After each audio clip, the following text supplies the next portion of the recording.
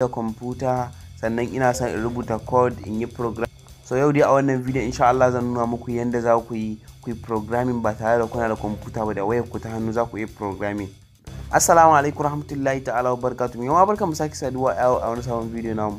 A yau insha Allah video namu yana da matukan muhimmanci inda zan nuna muku yanda mutum zai yi programming da wayarsa, ya rubuta code kamar na Python sannan ya running ɗinsa da wayarsa duk ba tare da ya sha wahala ba kuma ba tare da ya ci data ba. Amma kafin na yin ina da ku da ku danna mana subscribe a wannan channel ɗin tamu, sannan ku danna mana like a wannan video namu domin yana ƙara mana ƙarfin gwiwa da zamu ƙara kawo muku wasu videos masu ma'ana. Sai dai kamar duka gani dai za mu yi amfani da wani application ne da ake kiran shi a Pydroid.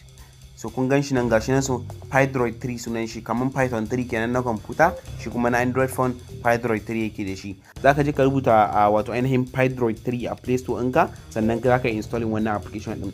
So da ka installing wannan application din zaka zo ka bude shi ne kamar haka. Yau ke yin gashi na bude shi yadda ku ga haka fuskansa haka zai fito muku da shi. Wannan application din ba zai tambaye ka ko kai login in ba ko kai wani irin abubuwa dai haka irin makamancin haka. So kamar yadda kuke gani gashi nan dai haka ya bude muku kamar wannan wato ainihin Python coda ce haka. So in ka yi nan haka ka dana nan gurin haka zaka zo nan gurin gashi nan abubuwa dai kala settings din nan ga irin abubuwa ne kala dai haka, ga interpreters nan ga terminals nan irin dai wayannan abubuwan kala dai ga suna a nan gurin. So zai da mutum yana son ya rubuta kaman code haka, yanzu a samu misali zan yi kaman printing suna ne haka. Yanzu idan na ce kawai print, kamar na ce print haka yanda dai wannan yake, na bashi bracket haka sannan na yi kama haka sai na ce print kamar sa suna na haka ko sunan channel din print browser ad. Kaga yanzu ne execute din shi, kaga yin print in browser ad yanzu a terminal ina, kaga yayi haka cikin sauki yanzu ba tare da ka sha waya ba. Gashi nan yana da sauri, sannan ba zai ci maka space din waya ba, sannan kuma duk abin da kake akan cloud yake tsayawa, baya zama kan wayanka bari ya cinye maka storage in waya, ko kuma ka ce code zai cinye maka storage in waya. Kun ga yadda wannan application in yake dai kamar yanzu kai printing haka, ba rubuta wani code mai yawa ba, amma zan je in yi copying wani code da na taba rubutawa na wani video wanda nuna muku yadda mutum zai tura sako a cikin sauki ba tare da ya biya komai ba. Zai tura sako ta wayansa daga wannan wayan zuwa wannan wayan. Kaga tunda yanzu zaka iya amfani da Python a cikin wayarka, kaga zaka iya rubuta wannan sakon sannan ka tura shi ta wayanka ba tare da kana da kwamfuta ba. Amma kafin nan za mu ƙara shigowa nan gurin kamar haka, sannan za mu zo inda aka rubuta pip ɗin nan haka. Mun san me amfani pip ɗin nan, zaka iya zuwa kai installing wasu libraries haka. Duk wani library kuma da kai installing zai zauna ne akan cloud, ba zai zauna ma akan waya ba bari ya cinye maka space. Sannan zaka zo nan kamar sacin library. So a wancan dai bidiyon da ne dai mun yi sacin wani library da ake kiran shi Twilio in ba ku manta ba. Twilio haka kamar yadda kuke gani haka, sannan muka yi sacin in shi haka, sannan muka yi installing in kamar library in. So kun ga library in nan Twilio, yanzu ka danna nan gurin haka zai maka installing ne, zaka komai yana nuna maka kamar wannan. Ka gani yanzu ya ce mu install complete, gashi na requirement already satisfied, saboda na riga na yi installing in shi tun kafin yanzu kenan. So yanzu in ka fita daga nan gurin haka, so yanzu na yi copying wancan wato ainihin code din da na rubuta a wancan bidiyon yana nuna muku yadda mutum zai tura sako haka. Yanzu zan zo in yi pasting kamar code din haka. Idan na danna haka kawai zan zo nan haka ne in danna sai yi pasting.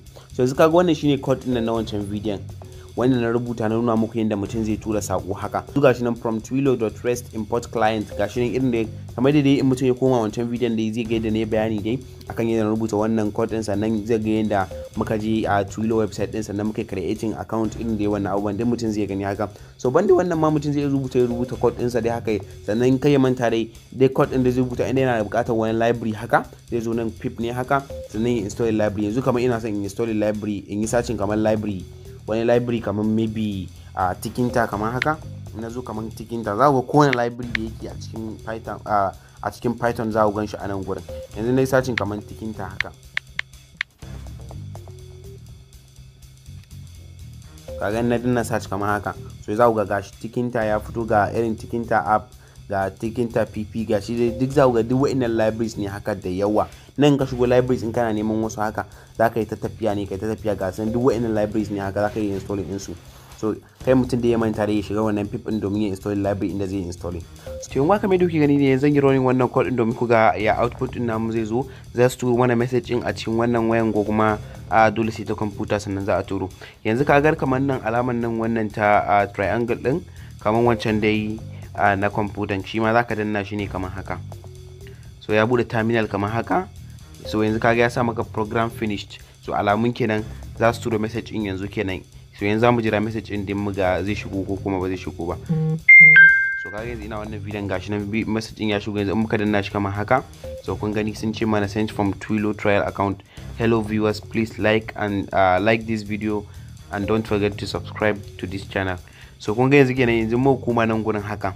Yanzu gashi a nan gurin in ka duba ga body in message din da muka turo gashi nan, hello viewers, please like this video and don't forget to subscribe to this channel.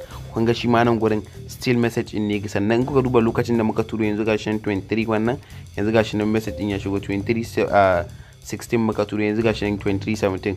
kun ga message din nan ya shigo kenan successful. Yanzu kaga mutum zai iya amfani da shi domin ya running wasu code din ma ba wannan ba, ko wasu code din ne gaba in zamu yi wani code din ba dole sai lalle yana da computer ba, zai iya amfani da a wato ainihin wayarsa ta hannu domin ya running code din sannan ya koyi programming language da shi.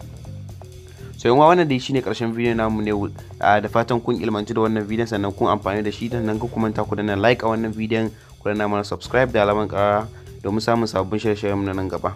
Mun gode sosai.